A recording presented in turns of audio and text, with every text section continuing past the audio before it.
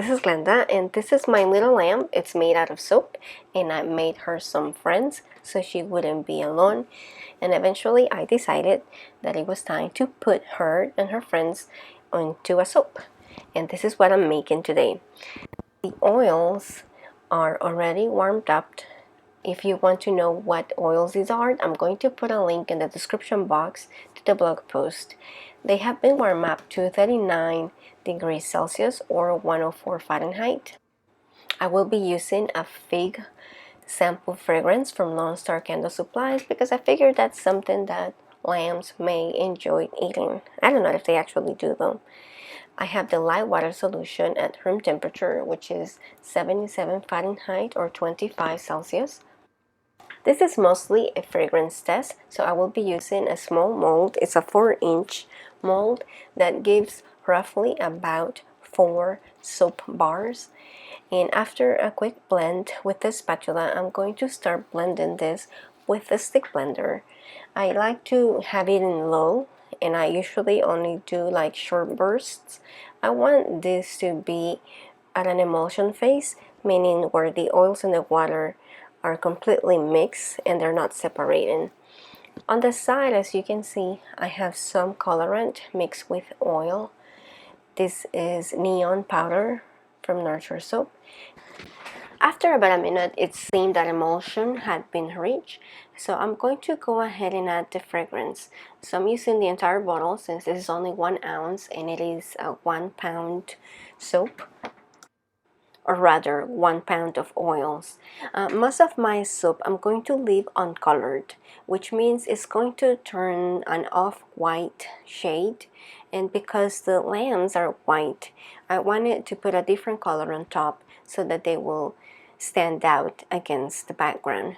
So I chose green because I figured this could represent perhaps a grass if they're playing in the grass or something like that.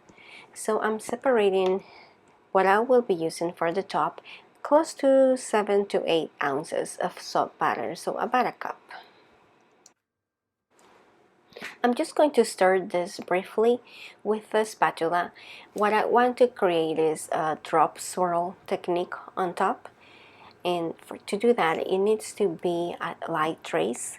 So when it seems that the colorant is fully blended into the small portion of soap, I go back to the larger portion of uncolored portion of the soap, and I'm going to pour it into the mold. This seems to have reached trace just from sitting here, so this is good. It means it's ready to be poured.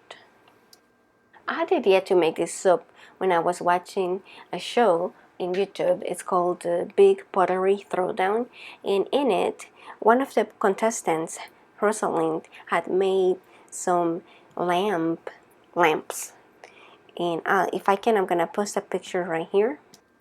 And she explained how she had gotten the idea after seeing some lambs being sheared, because it looks like the lambs are put in a sitting up position while they're being sheared for most part of the procedure. The green portion that I had set apart earlier seems to be at a light trace now, so I'm going to try to do the drop swirl. This is going to be a little bit messy because I don't have a lot of room to go back and forth to achieve it, so I will clean it up after now. I started pouring closer to the surface of the soap, but I also lift up the container so that some of the soap will go deeper into it and create that drop shape inside the soap. I did have a little bit left over, but not to worry. I'm going to be using that for soap dough in the future, so I set it apart in a smaller container.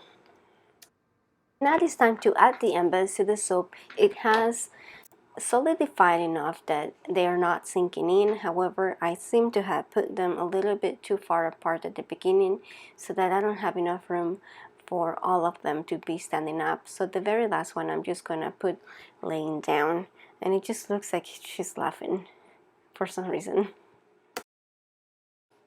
A day and a half later, they were ready to come out of the mold and be cut. I did not insulate them. However, they seem to have been firmed enough to be removed. The tricky part though, when I have embeds like this on top of the soap is that because I don't want to damage them, I try to get it out very slowly, and I cannot just dump it into anything. But I do try to put something, in this case a towel, to sort of help hold in without damaging them as I attempt to remove the soap from the mold. You can tell that the green has lightened up a bit and it has changed tones, which is good. I like this better, but I'm curious to see if I achieve any of the drop swirls that I wanted. So this is the moment of truth. I had forgotten to tighten the wire initially, so I did have a little bit of difficulty with the first one. And I can tell one drop swirl right in the middle of that. It looks nice, but I have no idea how that one is just by itself in the middle.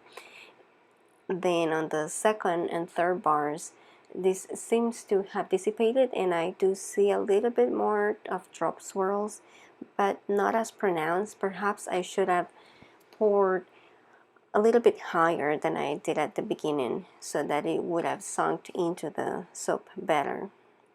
Now, as far as the fragrance, I actually like it because even though it's a fruit fragrance, and I usually don't like fruity fragrances, this one is not overly sweet. It has a little bit of licorice notes, which are not bad, even though I'm not a fan of licorice. But as far as scents, I don't mind it. So, this is it. Thank you for joining me, and I'll see you next week. Bye. They're not overly sweet.